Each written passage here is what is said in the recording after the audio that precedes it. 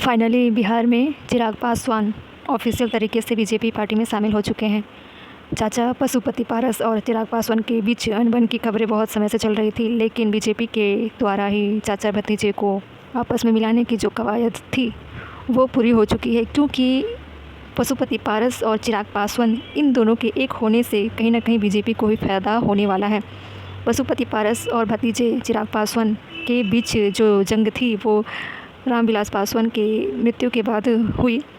दोनों में से या उनके 6 सदस्यों में से किसी एक को केंद्र में मंत्री बनाना था, लेकिन इसी बीच 6 में से 5 सदस्य पशुपति पारस के तरफ चले गए और चिराग पासवान अकेले हो चुके थे। 6 सांसदों की बात हो रही है, जिसमें से 5 पशुपति पारस के पास चले गए और चिराग पासवान अलग थलग पड़ गए थे। मेजोरिटी के कारण पशुपति पारस मंत्री बन गए, केंद्रीय मंत्री बन गए और चिराग पासवान अलग थलग रहकर अपने राजनीतिक करियर में काम कर रहे थे। इसके बाद चाचा भतीजे में आपसी खटास होने के बाद भी बीजेपी के कारण चाचा भतीजे में आपसी खटास होने के बाद भी चिराग पासवान का एनडीए की तरफ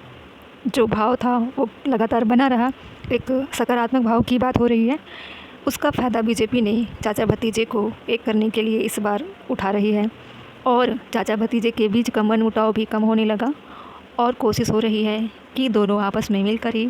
अपने 6 सांसदों को लेकर इस पर काम करेंगे और लोकसभा का चुनाव चिराग पासवान हाजीपुर से ही लड़ेंगे।